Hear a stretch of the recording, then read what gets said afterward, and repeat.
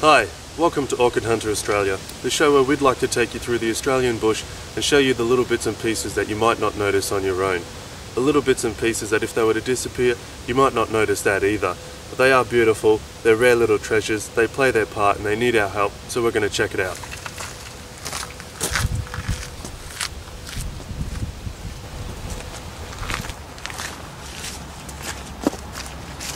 We're at a small reserve in Belgrave South today.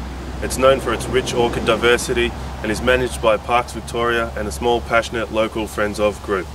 Whenever coming into an area like this, it's always wise to pay attention to the signage and know what the relevant issues within the reserve are.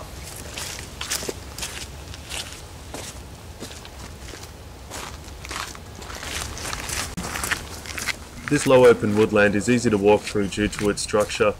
The last few years of good rain have seen a rich understory of herbs, ferns and grasses. The middle canopy is dominated by Cassinia and Pimelia, and the upper story, eucalypt. Well, we found our first orchid out here. It's a mayfly orchid, and it's a good example of how you have to have an eye for detail. A small dark green heart-shaped leaf with purple coloration underneath.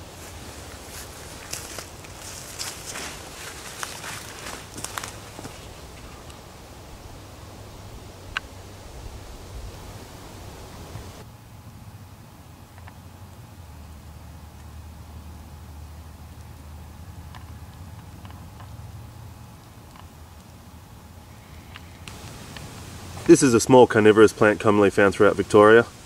It's known as a tall sundew. It has sticky pads and long fiddly bits, and when an insect lands on it, it can't get away, and slowly they'll wrap around it and consume the insect over time.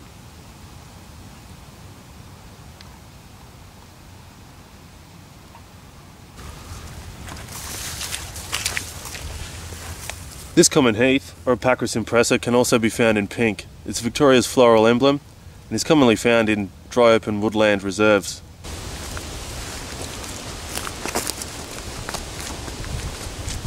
As we come to the top of the hill, we can see that due to the dry conditions, the vegetation starts to thin out. It's a good idea to keep your eyes on the side of the track, as this can often harbour a surprising amount of diversity.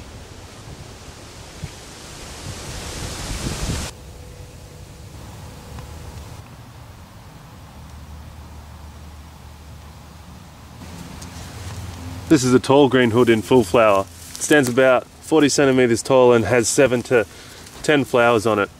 When a pollinator lands on it, it'll snap shut and cause it to go into a bit of a panic, pollinating the orchid.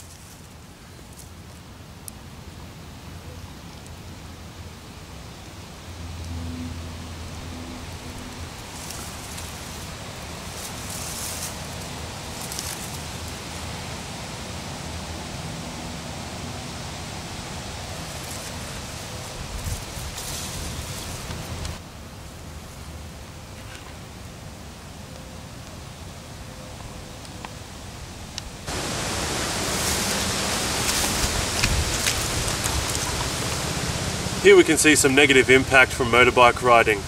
It might not look like much and it might be a minor case, but when it starts to bring weed seeds in that compete with the orchids we've been seeing, it can pose a serious impact. It also contributes to erosion. It makes the paths messy for any walkers in the area. Motorbike riding might be fun and have its place, but not in a flora reserve. We've got a double whammy here, a small tongue orchid and the mosquito orchid again. Neither are in full flower, but just a little bit more evidence to show us that things are hanging around. The small tongue orchid with the dark green leaf and the purple margin is present all year, and it's a bit of an indicator, might give you something to come back for.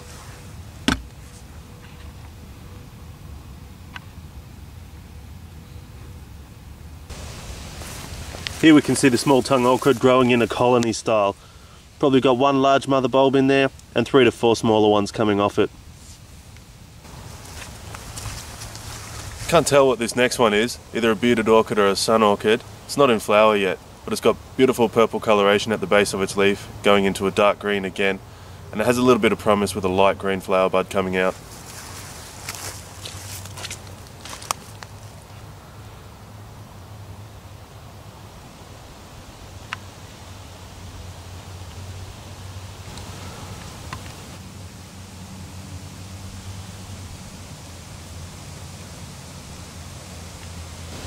Here we can see a hole that's been dug. The dirt from it has been taken to make jumps for bikes. Disturbances like these provide a footing for weeds to come in and compete with the native vegetation. That's why this is a flora reserve, not a recreational reserve. Activities like this are best kept to state forests. Similar in appearance to the hole that was dug by the bike riders, this one fits into the environment a little bit more. This one's the result of an echidna looking for its lunch.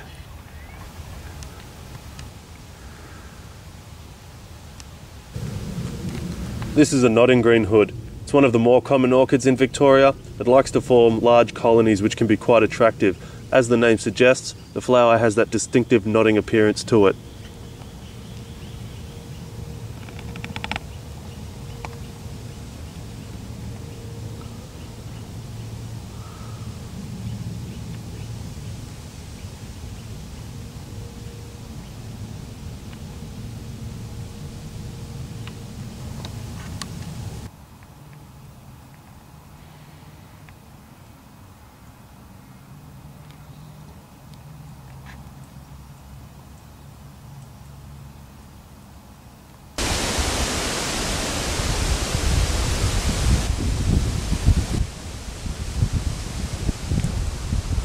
I'm betting it's colder than it looks on TV.